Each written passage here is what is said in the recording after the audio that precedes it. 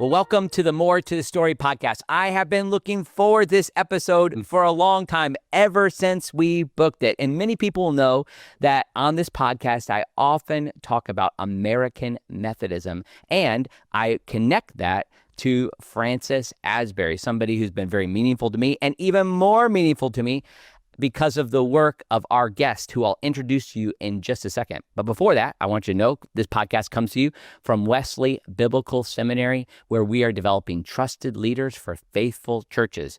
And we do that through a host of programs, academic programs, bachelor's, master's, doctoral degrees, certificate programs like what we have for the Global Methodist Church. That program's unique in that people can come to that just as in a non-academic way and get their certifications to be ordained by that denomination, but they can transfer that work into master's credit. So we'd love for you to check that out at wbs.edu. Also, we have other programs like our lay initiatives in the Wesley Institute. You can find out more about that also at our website. Also, I'd love for folks to sign up for my email list at andymillerthird.com. That's andymillerii.com. And if you go there, you'll find 300 past podcasts dealing with these type of themes, often thinking about the Wesleyan tradition theologically, historically, and practical concerns as well. So you can find those podcasts there in addition to other courses that I have available. When I say courses, small group materials that people can use in their churches, small groups, a study of the book of Jude, a study of the doctrine of holiness, another one on the doctrine of heaven, hell, and everything in between. So we'd love for you to check that out at my website. And if you go to my website and you sign up for my email list, I'll send you a free tool called 5 Steps to Deeper Teaching and Preaching. So you can find that all there. All right. I am so glad to welcome into the podcast Dr. John Wigger, who is a professor of history at the University of Missouri and is a leading scholar of American Methodism. Dr. Wigger, welcome to the podcast. Oh, it's great to be here. So thankful for your work. And many people, students at Wesleyan Biblical Seminary, certainly know you because we make many of them buy your book. And so we're so thankful for this influence that you've had as a result of your academic scholarship and just helping us understand Francis Asbury. That's what we're going to talk about today. I'm holding up your book now. It's, I don't know, it's probably more than 500 pages. 500 pages, American Saint. And we'll maybe even talk about that title in a little bit, thinking of American Methodism and Francis Asbury. But Dr. Wigger, before we get too far into this, I'm just curious about your own background and how you came to be interested in Francis Asbury as a area to kind of like focus your career on American Methodism. Yeah, so academia is actually a second career for me. Oh, okay. When I decided to go back to grad school, the thing that interested me was religious movements, American religious movements that grew in a hurry, that got big in a hurry because they did something new in their cultural setting. So I went to grad school at Notre Dame, and my dissertation advisor was Nathan Hatch. Wow, yeah. Oh, wonderful. Just a wonderful man. Scholar, mentor. Yeah. So, but when I went to Notre Dame, I thought I would study Pentecostalism. Okay. I wasn't a Pentecostal, but Pentecostalism is this movement that just explodes starting in the early 20th century in the U.S. and then worldwide. One of my first meetings with Nathan, we sat down and he said, well, that's a great topic, but it's actually not what I do. It's not a dissertation topic I will direct. Okay. So I said to him, well, what do you do? I mean, I'm here. Yeah, sure. I moved to Indiana. Exactly. From California. Okay. So he was just finishing up his book, his just magnum opus book, Democratization. Yeah, man. Yeah. Yes.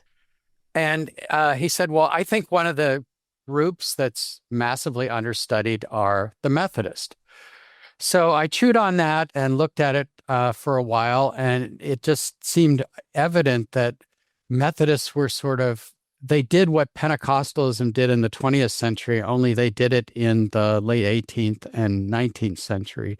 They were this religious movement that started from basically nothing in the 1770s and became the largest church in the U.S. by basically the middle of the 19th century.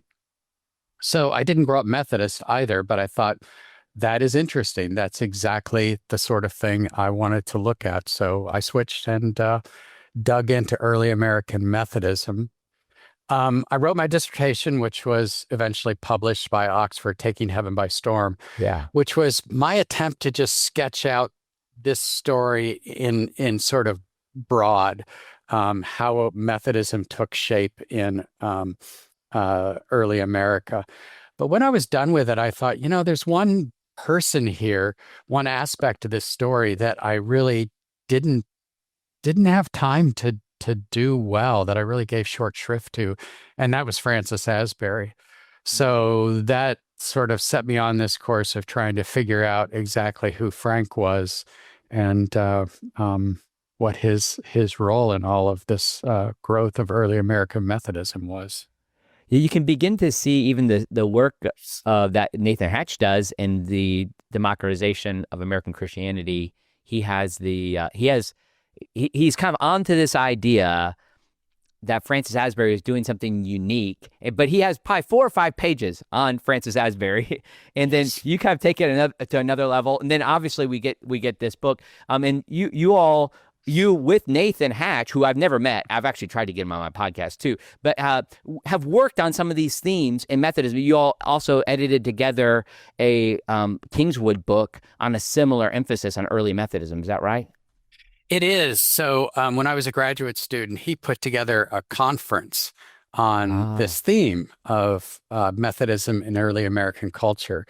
And by that time, he was provost at Notre Dame. So he essentially said, would you like to help edit this book and get it into production? So that's what happened. And I did a paper at the conference. So that became part of the book as well. It's really interesting. So I'm interested, and I wanted to wait to ask you this question even before we were talking, before we pressed record. I wondered if you had any history with Methodism yourself. Is it the fact that you didn't grow up in this tradition? Do you think that kind of gave you an opportunity to be more objective in looking at it? I'm not sure if it made me more objective, and I had a lot to learn because it wasn't the tradition I grew up in. But it did mean that as I learned this and wrote about it, it wasn't. I mean, sometimes if you're sort of grew up in a topic, it's so second nature that it's kind of hard to communicate it to people that don't know it well. Mm-hmm. But to me, everything was new. So writing about it, I could write about it like someone who was just picking up the book themselves. Yeah, no, I found it really, I thought like your summaries of Wesleyan theology were really helpful in thinking about distinctions between John Wesley and Francis Asbury. Now, the title of the book, American Saint, you say in the introduction that there's a way that he was, and certainly he was neither, and he wasn't American, and there are ways that he wasn't a saint. So tell us about this title. Yeah, he didn't come to America until age 26. He wasn't a perfect person by any means, so both the American and the saint could seem like misnomers. But what I meant by that title was, if there's anyone who shaped American religion, especially in this period in the late 18th and 19th century, it was Francis Asbury. He's not generally recognized as an important figure in American religion, but sort of maybe this is just because I was close to the topic, but I just came to the conclusion that he was as important as anyone to this story. Yeah, and you mentioned that his face would have been more recognized than somebody like Thomas Jefferson or even George Washington. Tell us, I think some people will know the basic story of him, but why would that be the case?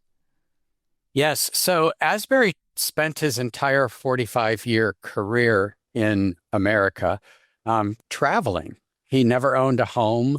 He never owned much more than he could carry on horseback. He, of course, never married. And he basically lived as a house guest in people's homes, his followers' homes, for 45 years. He did an annual tour. It was never the same tour twice. He did have friends that he stayed with on a pretty regular basis, but he made a point of varying his route every year so that he would see new people, stay in the homes of new people, usually not more than a night or two or three at the most.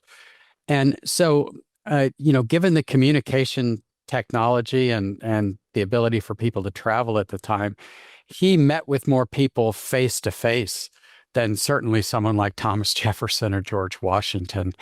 Um, uh, people knew him everywhere. It's astonishing.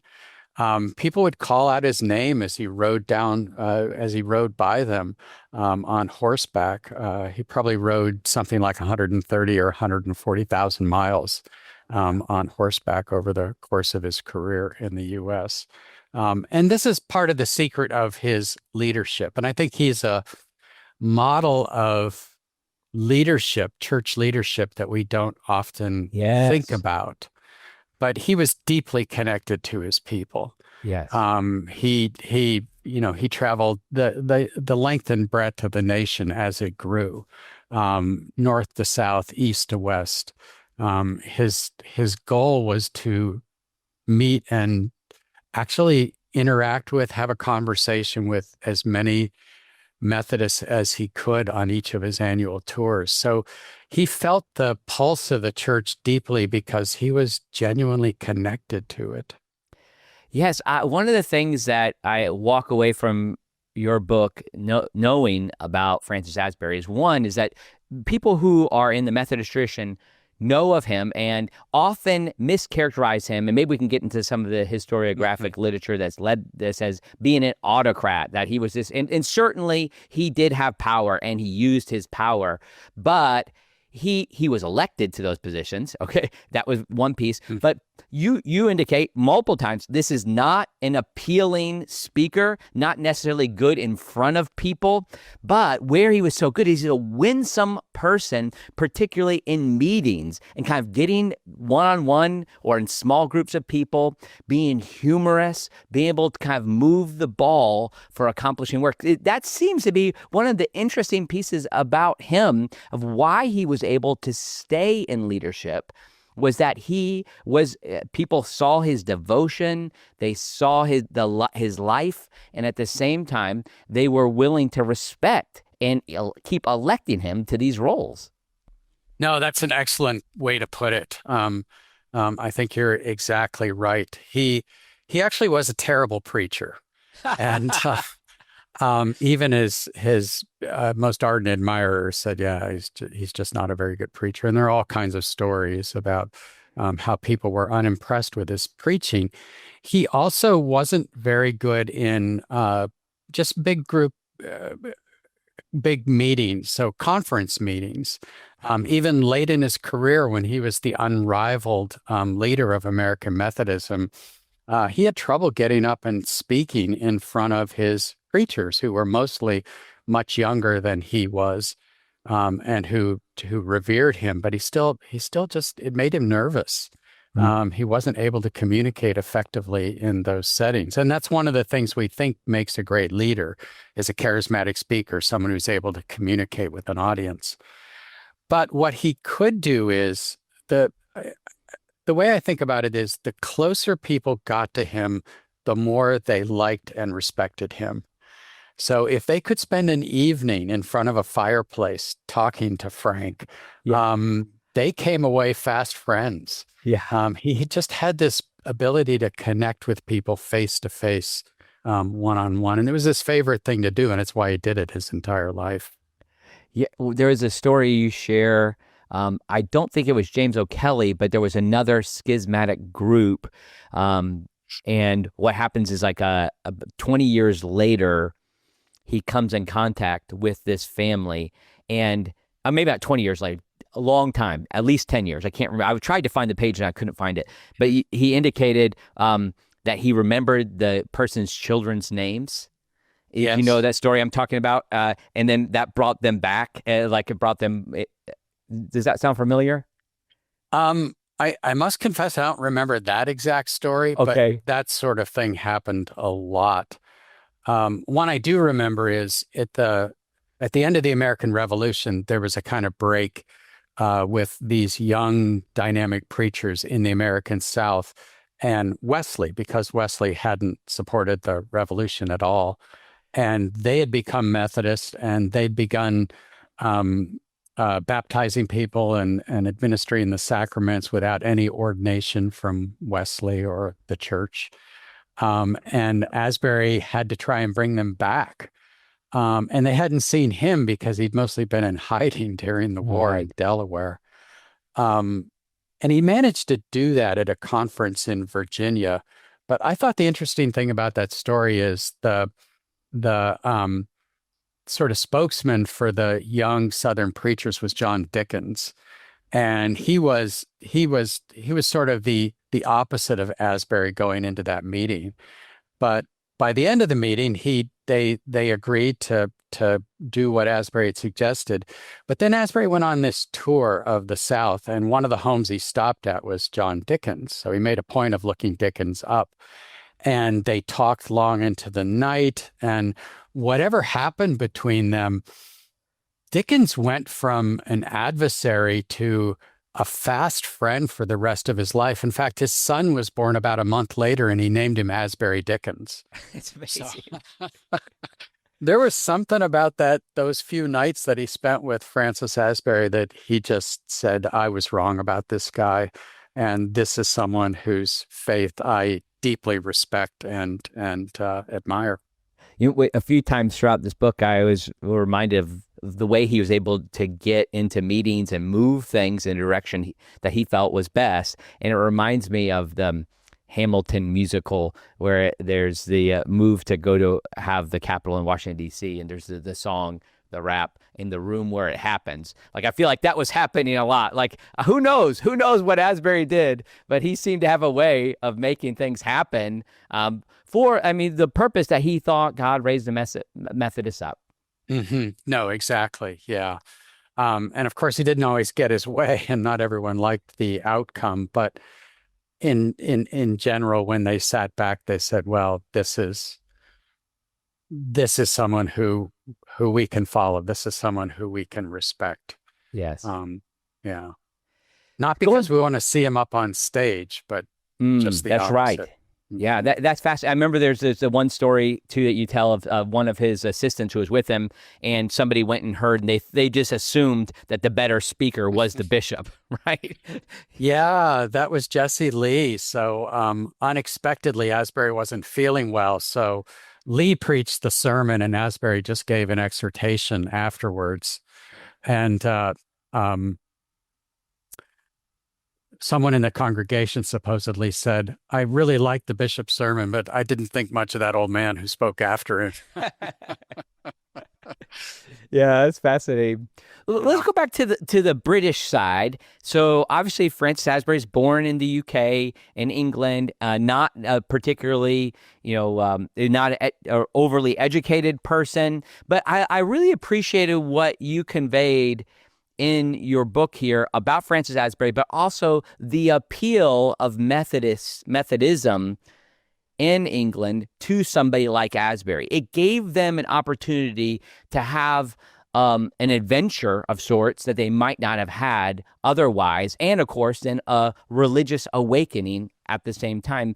And this would not have been predicted, probably based upon Asbury's rearing days. Yes, I think that's a way in which Wesley and Asbury were alike. They realized that the church in their setting was really failing to reach a lot of common people, ordinary people.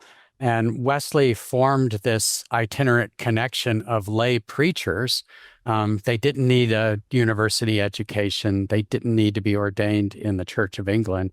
And he sent them out to preach. And Asbury was one of these young men who only had a common school education, left school at about age 12 or 13. His dad was a gardener for a local wealthy family. and probably also he had some vice, probably alcoholism. But Asbury didn't come from any kind of privileged background, and yet Wesley sent him out. And in fact, among Wesley's lay preachers, Asbury really wasn't noted as being particularly good. Wesley sent him to kind of hard circuits and out of the way places. He wasn't someone that anyone in British Methodism thought of as a rising star. But it did give him that opportunity to become this to have a mission in life that was his mission for the rest of his life. Yeah. Well, tell us about his decision to even go to the New World and then even to stay here. Yeah. So Asbury came to America in 1771. Wesley had sent a handful of preachers, missionaries, and American Methodism was growing to the extent that he wanted to send a couple more. I think the way I look at it is he knew Asbury was dependable because he'd stuck it out for 3 or 4 years in these really hard scrabble circuits. But he was also expendable because Wesley didn't really need him. And I thought, well, why not? Let's send him to America. So Asbury comes here in 1771 without any fanfare. He certainly wasn't considered the leading Methodist preacher in the colonies at the time, and there were only a few hundred Methodists. But what happens is during the Revolution, when Wesley is publicly opposed to the American cause, all of his preachers return to England, or they leave. They quit preaching. Asbury's the only one who stays as a Methodist preacher in the colonies. And I think it says something about Asbury's, and this is another secret to his leadership, his cultural awareness, his cultural, his ability to adapt to a cultural setting. Mm-hmm. And he looked at the colonies and he said, this is going to be big. Yeah. There's something big that's going to happen here, and I want to be part of it. So initially, he becomes the leader in large part because he's the only preacher left standing when the Revolution is over. Yeah, you describe at the end of the preface that, or the introduction, that Asbury was. I'm just going to read this. Asbury wasn't an intellectual, charismatic performer or autocrat, but his understanding of what it meant to be pious, connected, and as you just said, culturally aware and effectively organized, redefined religious leadership in America. So it's in this period, like that commitment that he had to some of these principal identity markers that were a part of his life that enabled him to persist. Mm-hmm. No, exactly. So I'm interested, like when he is put in a place, and by the time we get through the American Revolution, we start to see changes in American Methodism. So 1784 is this critical year, and here we start to see some differences. Well, actually, let's just go to 1784, the Christmas conference. Tell us what happens there and what John Wesley does and how that intersects with Asbury now becoming ordained or set apart. Yeah, I think there's some things that happen actually before that sort of put Asbury in place. But let's talk about 1784. So Wesley had decided that he needed to ordain preachers for the colonies. He worked that out in his mind that was okay for him to do, even though he wasn't, a bishop in the Anglican Church. So he ordains Thomas Coke and then sends him over to establish this pattern and ordain Francis Asbury. Coke never, he's a part, he comes and goes. He goes back to England and comes and goes, but he isn't really a part of the formation of American Methodism in a big way after the 1780s in particular. But of course, what this does for Asbury is it makes him what he already had become, which is this sort of leader of the church in America. He's ordained by Wesley. He has this kind of stamp of authority. But even there, he was very careful not to. he wanted to make sure that the way this was done would be acceptable to people, would be appealing. So instead of simply accepting Wesley's ordination when Coke came over and said, hey, this is the plan, he sent out some feelers through the church and said to his preachers, in effect, what do you guys think about this? And they came back and essentially said, we like this idea. And then Asbury said, well, okay, if you will elect me, a very American thing, in this democratic moment, if you will elect me as your leader, then I'll accept this ordination. And of course, Wesley didn't want him to be called a bishop because Wesley himself wasn't a bishop. He just wanted him to be a superintendent. But the American preachers, in effect, said, we're cool with this, and we also want to call you Bishop Asbury. And Frank said, fine by me. Yeah, sure. And they had taken that. South Carolina was the first to do this, right? They adopted that idea. And so then, and now we have, bishops in American Methodism today. So probably as a result of that, I'm so interested that one thing about Francis Asbury that caught me by surprise was, well, I don't know, surprise. I think it was just important was the way he applied Wesley's rules, Wesley's discipline to American Methodism. Like there were people who were wanting to kind of maybe not emphasize bands and class meetings, not emphasize, some would look at some of the things that Asbury was doing that he felt like was essential as overly legalistic, certainly if we read it today. But that was a part of he was really trying to adhere to the letter of the law. Is that right? Of Methodism? He learned Methodism from John Wesley, in effect, from the way Wesley set the movement up in the UK, in England. But he also then decided which parts of it he thought would be effective in America. And for example, the thing you mentioned, so Methodism is set up with itinerant preachers, and it had been in England. But in the U.S., it's sort of even more important because of how spread out the nation is. It's a big geographic area with parts of it that are sort of not very densely populated at all. So if you want to have preaching and meetings, this itinerant system worked well. Itinerants rode circuits that were on average about 4 weeks around. They would preach every day. So in effect, they could service what we would think of as 28 or 30 congregations each month. But the flaw that Asbury saw here was that you can't build community in a once-a-month meeting. So the community came through the class meetings, which was a Wesleyan thing. Yes.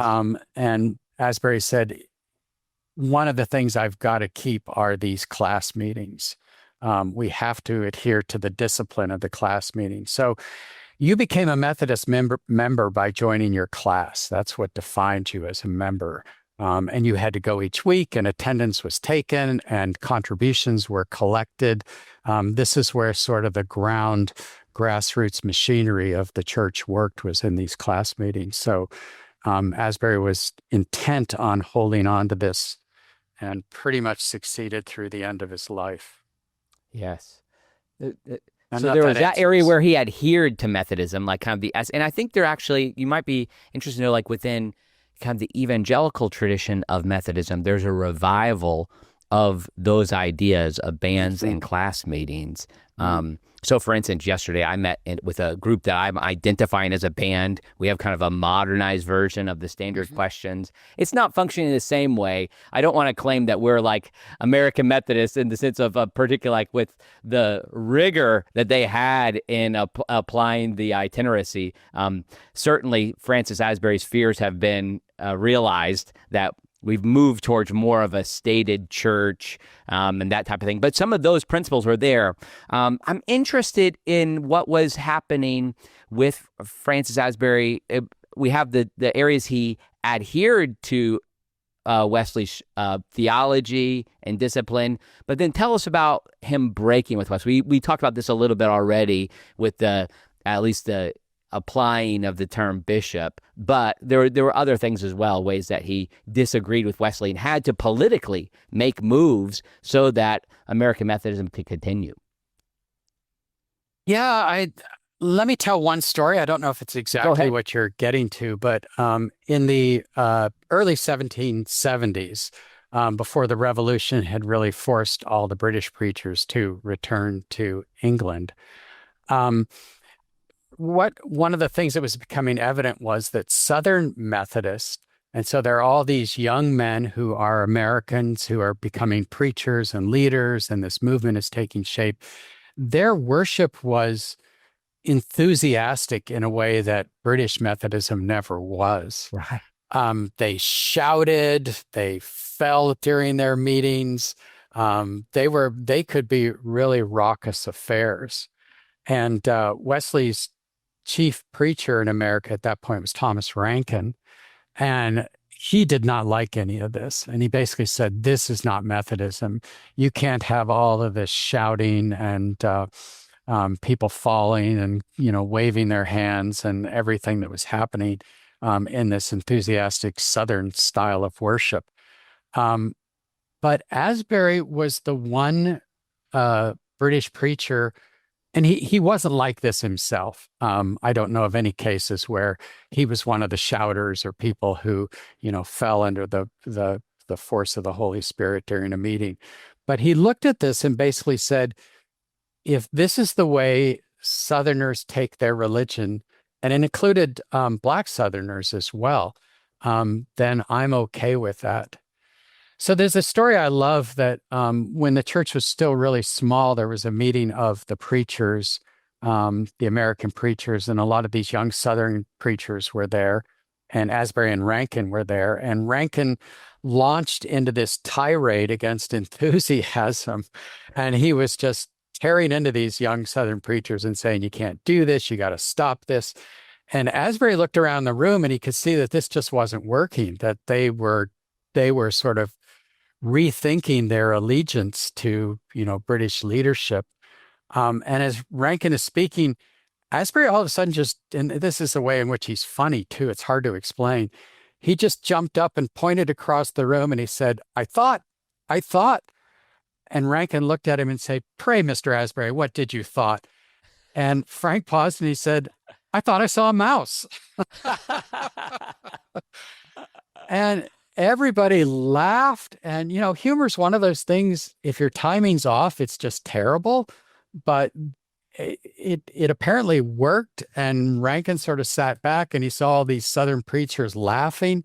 And he realized they were kind of laughing at him. This is a way in which Asbury intervened to say, no, I'm not with you on this one, Thomas. I don't think this is the way the church should be structured. And he was the junior preacher at the time. Yeah. Gotcha.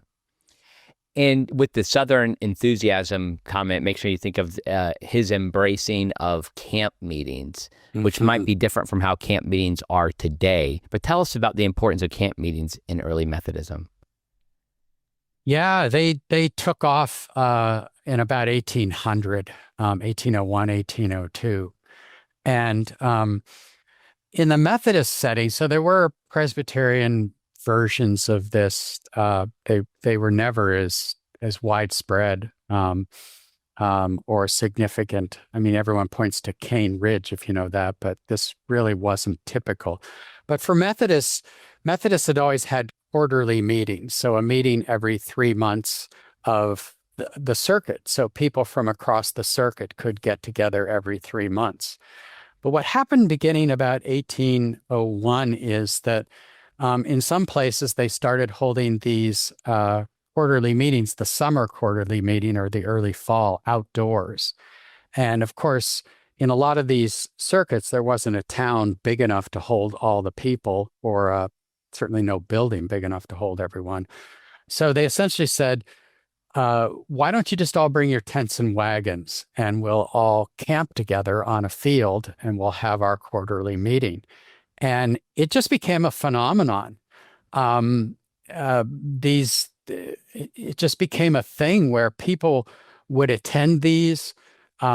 people who had never set foot in a church would go to a camp meeting because they didn't have to go to a church. And of course, there's no fixed boundary. So you can show up and participate for a while if you want and then leave, but you might decide you really like it. And Frank he went to one or two of these and saw what was happening. And then he began to promote them to all his preachers. He began writing to all of the preachers that he was, head of in the U.S. and saying, you've got to hold a camp meeting. You've got to do this, every summer. In one letter, he said, this is fishing with a large net. You will pull in more people than you ever believed possible. And it worked. Within a decade, Methodists were holding 600 camp meetings a year. Yeah, this was a part of that foundation of creating the structure. And a lot of the denominations and traditions we serve here at Wesley Biblical Seminary are still connected historically to some of those camp meetings that have served as this unifying group. I know, too, at the camp meetings, there was emphasis, or there was the sacraments were administered. This was one of the things that Asbury, I'm sorry, I keep jumping back forth in time, but even before 1784, he was listening to Wesley on this front, that sacraments were important to the way that they were still underneath the Church of England at that time. And he was really adhering to Wesley's guidance and direction on this front. Tell us about the importance of sacraments there in that period. So I'm sorry, go back to 1780s here. Well, of course, Methodism, as Wesley set it up, wasn't a church. It was a part of the Church of England. And the only way to get access to the sacraments was through someone who was ordained in the church. And so Asbury, of course, wasn't ordained in the Church of England. And he realized this, and he accepted that administering the sacraments was just not something he could do. But of course, people in America, when they began attending Methodist meetings and considered themselves Methodists, they wanted to have their children baptized. They wanted to, celebrate the Lord's Supper. And this is where these young Southern preachers just said, well, we're just going to do it. We don't have to wait for intervention from England.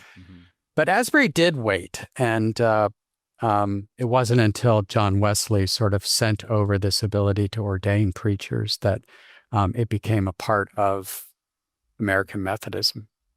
Like in that sense, then, it's like Methodism in America became a church in a way that it was slower to become a church in the UK. I mean, not till after John Wesley dies do we get to that place. Yes, exactly. Yep. You mentioned with the camp meetings, you have a section where you counter what is identified as the frontier thesis. This thought that the revivals were a mere means of social control. And you kind of point out how that's a flawed idea, just historically based upon some of the facts that you're able to demonstrate. Yeah, it's this odd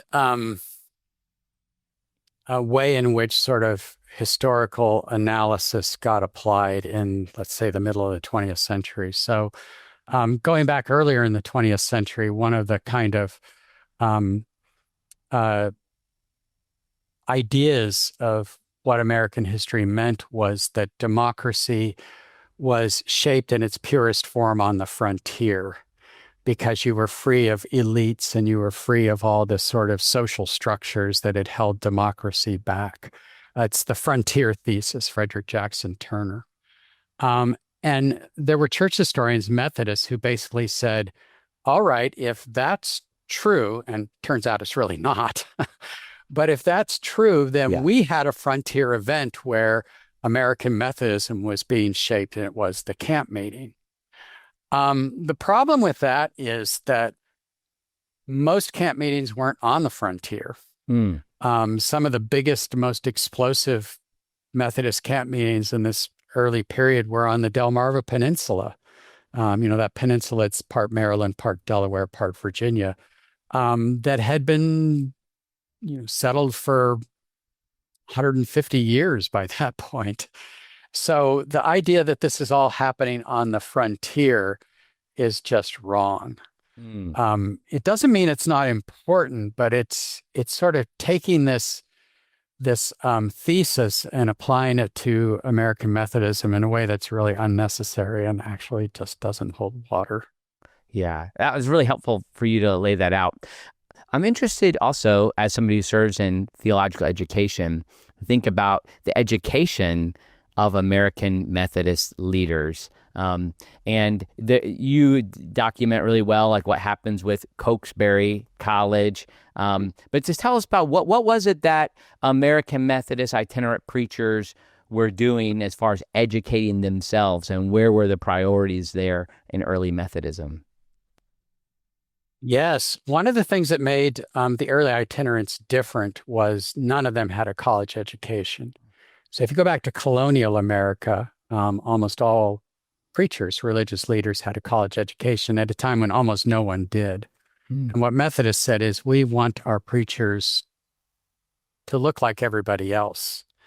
But they also valued education. Excuse me, sorry.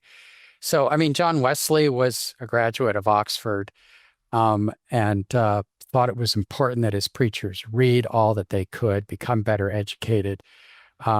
And Asbury does this as well. He reads constantly. He reads everything. He reads what we would think of as bestsellers. He picks up books as often as he can as he's riding around and just devours them. So Methodists wanted to be educated, but within their context. They weren't college people. Their audiences weren't people who expected to send their kids to college in the late 18th and early 19th century. What happens is they become college people. They sort of move up the economic ladder, so to speak. Having a college education becomes a little bit more accessible for lots of people. And so Methodists it becomes who they are. College just wasn't who they were in the late 18th century, but by the middle of the 19th century, Methodist parents are saying, I want to be able to send my kids to college, and I would prefer it were a Methodist college. Mm-hmm. Yeah, it becomes important to them. And this is one of the challenges I think that they experience, this move even in Asbury's time toward people moving up the social ladder. Even his preachers, who were generally young and unmarried, and it got to be hard to be an itinerant preacher if you were married and wanted to have a family. And this is one of those difficulties that Asbury's working through. He wants them to be these kind of the people who will make their way around on horseback, but eventually people want to get married and have kids. I mean, he's confronting this reality on a regular basis. He is. He never had enough preachers. So the church is constantly growing. He never had enough preachers to staff all of his circuits. And it was one of his biggest challenges. And of course, as you've said, it's really hard to be a married itinerant preacher because by definition, you're going to be on the road most every day of the month. And since you switch circuits every year, it means either your family is going to live at some distance or they're going to have to pull up stakes and move with you every year. And your salary isn't enough to support a family. So for all these reasons, most young men quit preaching after 2 or 3 or 4 years. They didn't leave the church, and they usually became local preachers. So not licensed itinerant preachers, but unpaid local preachers. So it isn't that they lost their faith, but they essentially just said, this is too hard. I can't keep doing this. Yeah. It was a hard lifestyle. When you're looking at this, you can't help but see this as Methodism in those days was almost like a Protestant order. Huh. It's like this group, they're like just so committed. I imagine it's almost as if Francis Asbury, if he had his way, maybe people wouldn't have gotten married. I do think that's a misconception. Okay, that Asbury didn't like marriage. I don't think that was the problem. The few quotes that are often sort of bandied about to say Asbury was against marriage They're usually to the effect that what he's saying is, I'm going to lose more preachers as they get married, and I already don't have enough. So he didn't really oppose them getting married, and some of his closest relationships were with married preachers and actually with women, older women in the church as well. So it's not so much that he was opposed to marriage, he just regretted losing preachers. Okay. Yeah, that's helpful. Yeah. And, itinerant preaching worked for Methodists in this period that we're talking about because most communities were small. In 1830, 95% of the American population lived in a community of 2,500 people or less. And most communities were a lot smaller than that. So they couldn't really afford to keep their own preacher. They couldn't pay him a living wage. The itinerant system allowed like 25 or 30 different congregations, if you will, to divide up the preacher's annual pay, which was only $64 a month. So, in effect, if you could scrape together $2 or $3 a year, then you could have preaching in your community. And of course, most communities said, yeah, we can do that. That's not too much of an ask. So the itinerant system worked really well, but it did demand that preachers be able to sort of endure this lifestyle. What happens later is Methodists become more affluent. Communities become more stable and larger. And so they kind of sit back and say, actually, we'd like to have our own preacher and we can afford to pay for it. So why do we need this young kid who's riding around all the time and we only see once or twice a month when we can have a married, established preacher in our community? How did Asbury feel about those sentiments? I think he understood them. So there were places, the bigger cities, where he appointed those kinds of preachers. He had preachers who were, they were just well suited for larger cities, and he put them there in general.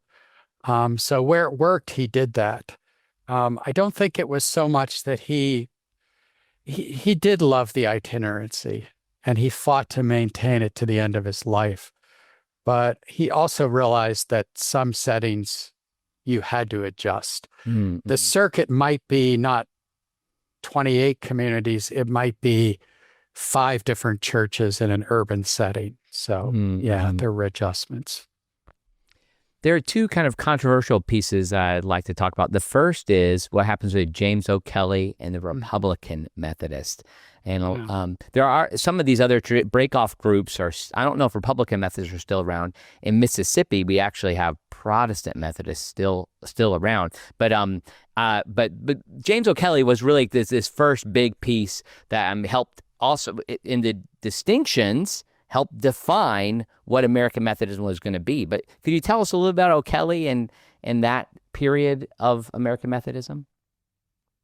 Yeah, so O'Kelly was a popular preacher in, I believe, Virginia, and he didn't want to leave his circuit. He didn't want to leave the group of churches that he had become comfortable with. And so essentially what he tried to say is, we shouldn't have to be appointed each year to our circuits by Francis Asbury, who at that time appointed all the preachers to all the circuits every year. Now, he did it with a great deal of input from the presiding elders who kind of oversaw these districts. But still, O'Kelly said, no, we just want to be able to choose, people should be able to choose their preacher, preachers should be able to choose their people, more of a congregationalist system. And it was a deep divide. O'Kelly lost, so to speak. Most of the Methodist preachers said, on one hand, James, we can understand what you're saying. That does sound more democratic. That does sound like you're not concentrating power at the top. But on the other hand, we can also see why the itinerant system works as well as it does, and we don't want to tear that apart. So O'Kelly left. The Republican Methodists never got to be very big at all, but it was one of these first schisms that kind of tested what what the Episcopal system really meant, having Yes. bishops. Yeah. Yeah, I'm just impressed that Asbury was continually elected to serve in this role. He was. Yeah.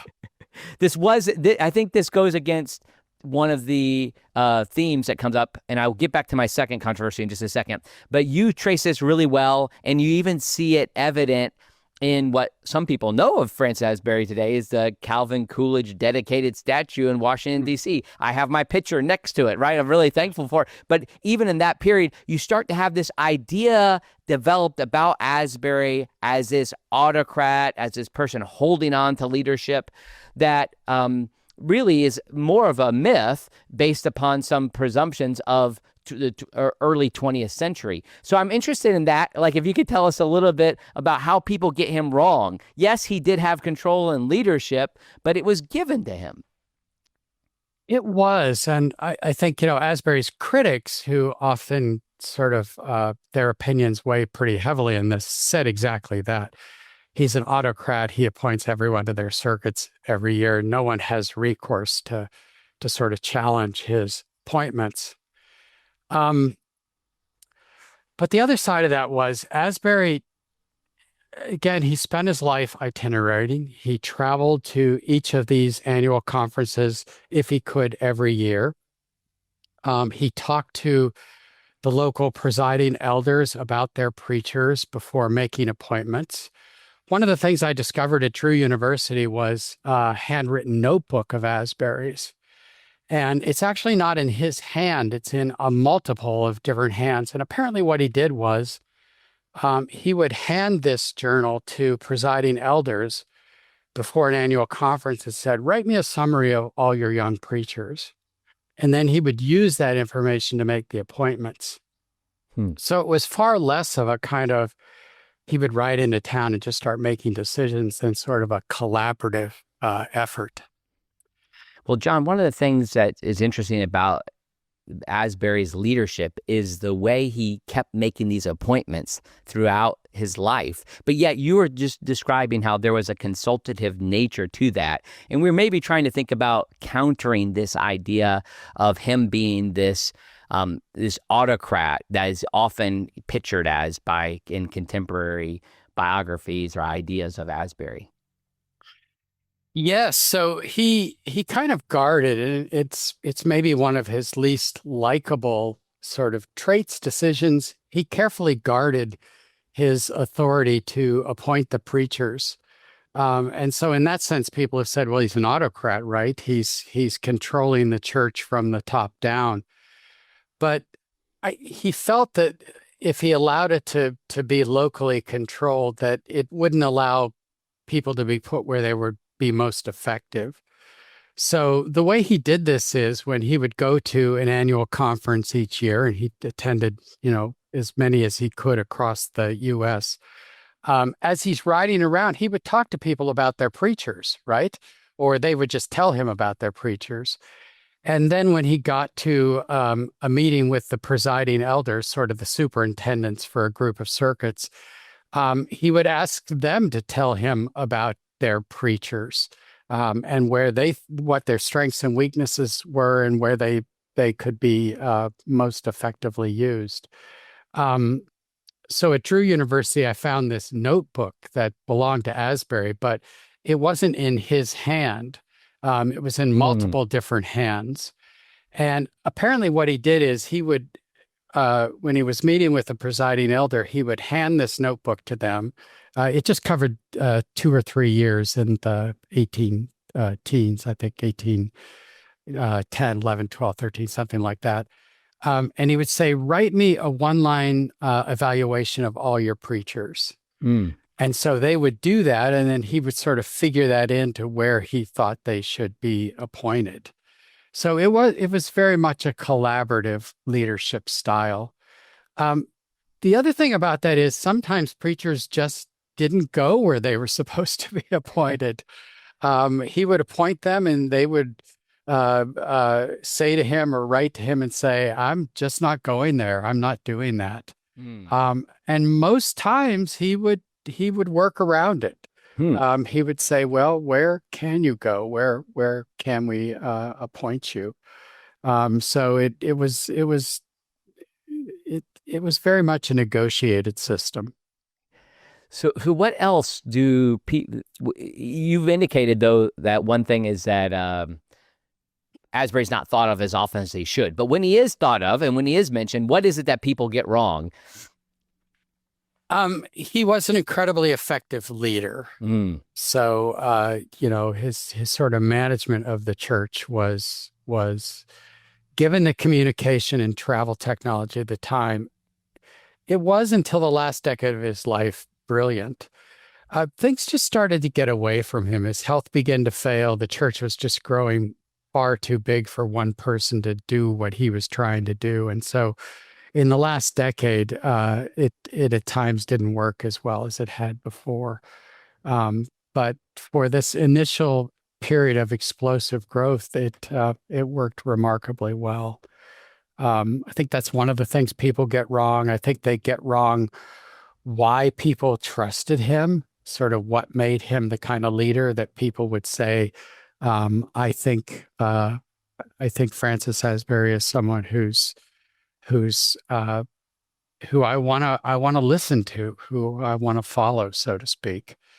So yeah, those things. With the you had an analysis of, I don't know if it was Coolidge's speech or even the description that's on the statue in Washington, D.C., and how that had picked up on some other themes as well that were probably not as historically accurate. Well, I think this often happens, but to the extent people remembered Asbury, they remembered him in ways that they found useful to their time and place. So by the 1920s, Methodists are solidly middle class. They're, one of the biggest, most influential churches in the U.S. And they sort of depict Asbury as an agent of almost American imperialism and expansion in ways that Frank would have never thought of himself. We use historical figures to justify our own needs, so to speak. Yeah, that's very interesting. So I mentioned the first area, kind of thinking of this autocratic impulse and how that's reflected in O'Kelly and Republican Methodists. The second issue that's something that Frank dealt with throughout annual conferences was slavery. He abhorred it, but yet made political movements to try to recognize that the conference was making decisions. And you show conference to conference, general conference to general conference, he was working through this issue. What's good for us to know about Francis Asbury and the institution of slavery? Slavery is this great American tragedy, right? And initially in the 1780s, when Asbury was young, he and some of the young preachers thought they could just do away with slavery, that they could demand that all Methodists, starting with Methodist preachers, free their slaves and have nothing to do with the institution. What happened is very quickly Methodists in the Deep South, South Carolina and places in the Deep South just said, no, we're not going to do that. Slavery is an institution that we're not going to give up. And so there's this period of, well, it's actually the rest of Asbury's life where he's trying to negotiate around these things. And the place where he lands is essentially saying, we don't want to give up access to the South. We don't want to give up access to preaching the gospel in the South to both Black and white listeners. So he tacitly accommodates slavery in places where he knows that Methodists won't be allowed to preach if they maintain an ardently anti-slavery stance. So he can be, the other thing is he travels the length and breadth of the nation every year. I mean, he's one of the few people who is talking to slaveholders in Charleston and both free Blacks and slaves in Charleston.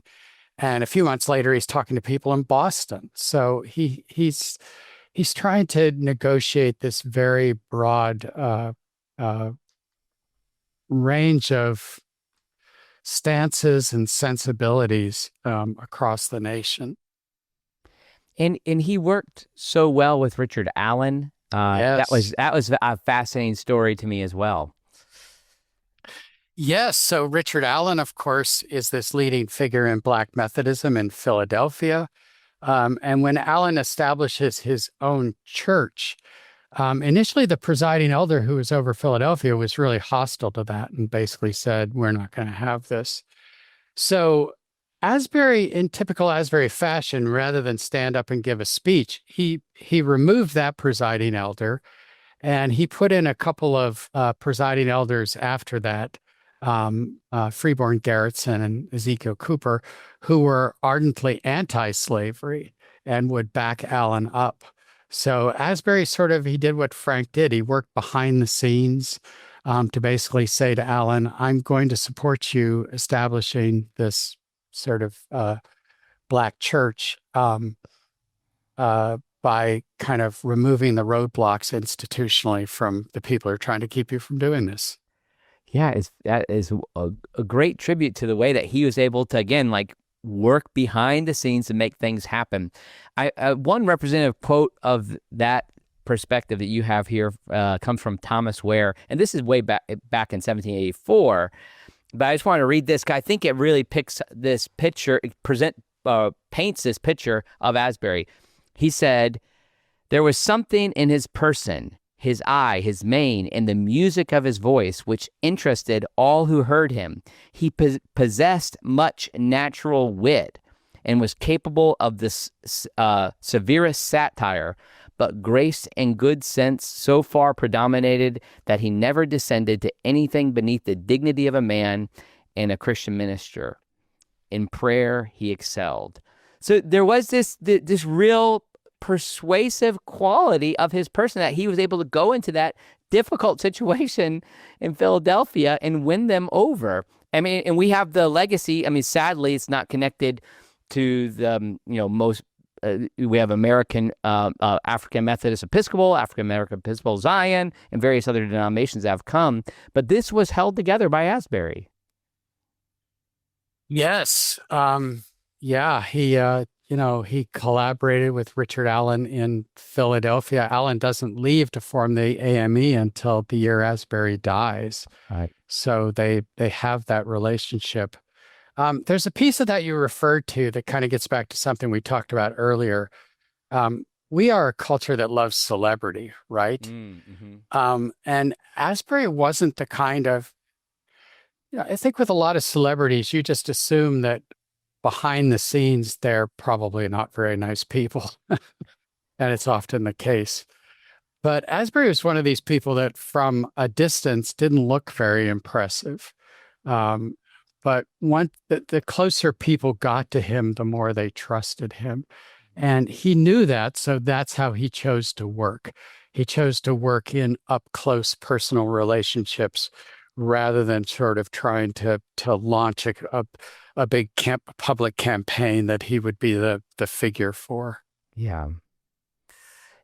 Not a public campaign where he's going to be the leading figure, where he's going to have some sort of effort to win an election or something like that. It's more organic, so much more organic. I know I remember hearing Mark Knowles say something about this. Somebody came to him about a contemporary problem in the church, and he said, "Well, I'm a historian. Ask me in 10 years." But I can't help but wonder what you think some of the lessons are that the modern church can learn from Asbury. There's that. I have two parts to that. So what can the modern church leaders learn? We've hit a little bit of it. And then I have a second side that think about contemporary Methodism too. But let's get, what can modern church leaders learn from Asbury? He's not the leader we expect, but he was extraordinarily influential in building this movement that becomes kind of a cornerstone, not just of American religion, but of American culture. The hundreds of thousands of people whose lives were deeply impacted during his lifetime by things he did If you want to look at what really makes a difference, I think sort of looking at who Asbury was and how he influenced people is a good place to start. I'm curious what you think. This is that kind of like speculative type of question. I know what it is, but what would Asbury say to contemporary Methodism, which has various stripes and various types of denominations? But when you look at contemporary Methodism, what would Asbury's challenge be to contemporary Methodism? Yeah, I'm not sure he would understand the modern world very well. It's easy to think that people would just be able to do this since we navigate it, but I'm not sure he would be able to. But I think to the extent he could, he would say, well, and maybe this doesn't apply just to Methodists, you need to value community.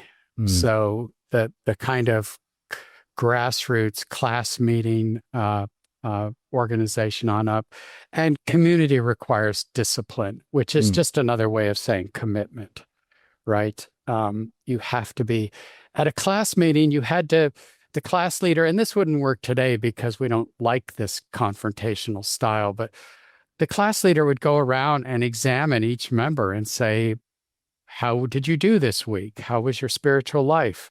What mistakes did you make? And you were expected to answer and tell them about your successes and failures in front of this community of people that you would see every day for the rest of, the week. So I think he would say, value that kind of meaningful community that leads to deep relationships, because it was something he valued in his version. He feared wealth. He lived a life of voluntary poverty on purpose. He gave money away as fast as he got it. He did it to set an example, and he just didn't want it in his pocket, so to speak. And as a Methodist became more successful and wealthier, he thought it would be their undoing. Maybe that's not strictly true, and maybe money isn't the only part of this that matters, but he feared a kind of comfort and sense of privilege. He never wanted Methodists to feel privileged. So I think that would be something that would puzzle him about a lot of our sensibilities, public discourse. Yeah. I'm interested to think about the future of Methodism. I'm a part of developing Methodist pastors as they're thinking about this, but also we work in a kind of sense of training scholars, and I wonder what you would think is needed for the next generation of Methodist historians, people who look at this tradition. Well, what's the type of work that maybe still needs to happen that you're hoping will happen related to American religion? But I'm thinking more specifically of this period. Is there something you hope? Maybe there's some PhD student someday who reads your book, Googles your name, finds this podcast, and you could speak to them, and they're trying to figure out, well, you already did the Francis Asbury biography. What should I do? What type of research do you hope will happen? Oh my goodness, that's a great question, and I'm not sure I have a good answer. One of the reasons that we're never done writing history is because we use the past as context for whatever things we're dealing with or facing in the present. So as that context changes, as our sense of our current situation and problems and things we're searching for answers for, we'll look to the past and we'll pull different things out. There was a time where slavery just wasn't much interest to scholars. Well, now it is for good reason. So I think it'll just, there's no way I could predict what will interest people, what will be the context that they're trying to figure out. If I were just more immediately, if I were to suggest a PhD, a dissertation project, I always thought if I did another book on Methodism, I would look at the 1920s because it seems to be this pivotal period where Methodists are at their height or near it. And yet somewhere underneath there are cracks forming. And exactly along the lines that Asbury himself feared. And Methodism in America continues to grow through the 1950s. And then sort of in the 1960s, it begins a pretty precipitous decline.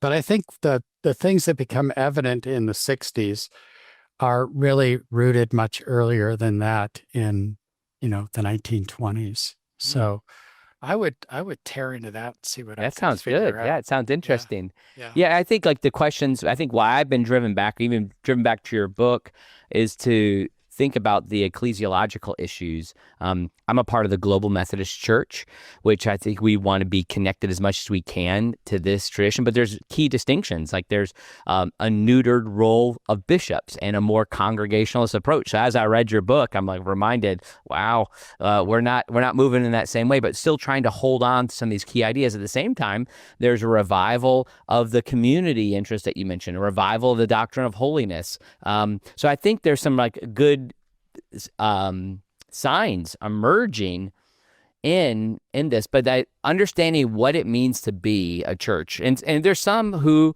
would see Methodism, that Asbury took Methodism in the wrong direction. I have some scholarly friends who think we really need to think of Methodism as connected to the Church of England, right? There's more Wesleyan than Franciscan, as I suggest. So I think these might drive some things in the future, but the 1920s, that's an interesting topic. I hope somebody will take that challenge and take it up. Anything else I didn't ask you, or anything else you'd like to say or comment on? Oh, goodness, no.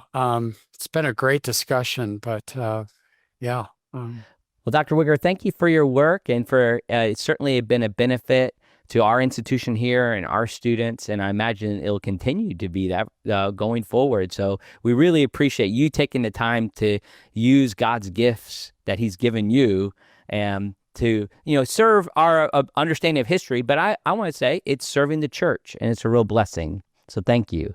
Thank you for saying that, and thank you for what you're doing with your podcast. I think you're just bringing these questions to a broader audience is a great service. It's a great starting point for discussion. Well, thank you. Yeah. All right. God bless you.